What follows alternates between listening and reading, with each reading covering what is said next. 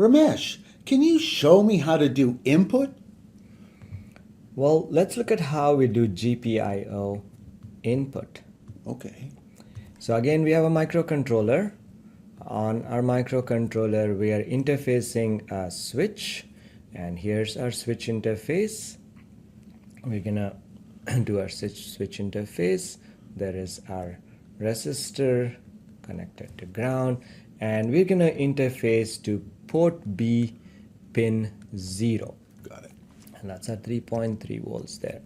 Again, the way we understand our switches, if you remember, is if the switch is open, which is the state right now, then the voltage I read here will be 0 volts, and the logic I will be responding to is 0.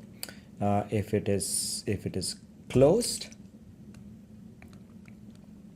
which means the switch is closed or pressed, in this case it could be a button, so then this will be 3.3 volts, and we'll read a logic 1. That's what sweet. we want.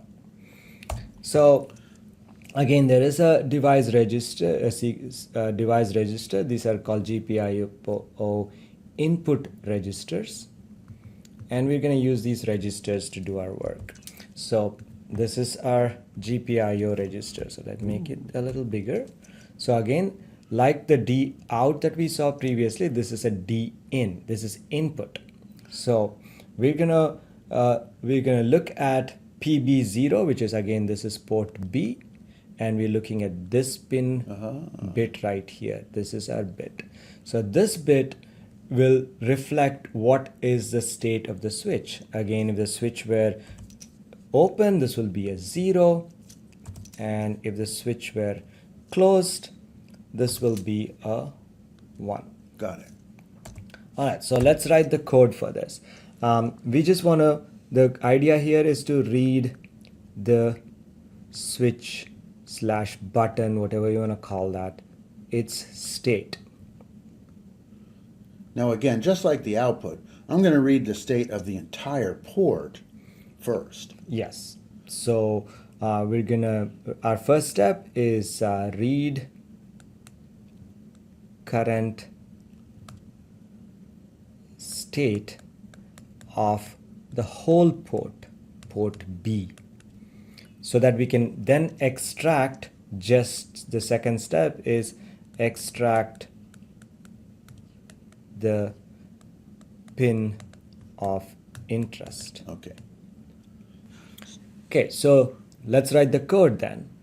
We're gonna read our register into this device register address into a register. I'm gonna use R1, and I'm gonna load the GPIO B D in 31_0. So right now R1 will hold that address. R0 is gonna hold its state. Okay, so R0 at this point has the entire port B input. Exactly. It has all of R0 at this point will have this entire state. Everything from here, this entire state is in R0. And we're only interested in this one bit, so we're gonna again use a mask to extract it. We're gonna move S, R2, and now our mask is a 0x01 because this is the only bit we're interested in, and we don't care about any of the other bits. And now that we have our mask, we're gonna extract it by doing an AND operation. An AND operation, as you remember, the S AND will only, wherever there's a 1, it's going to get us the value, and the rest of them are going to be simply ignored.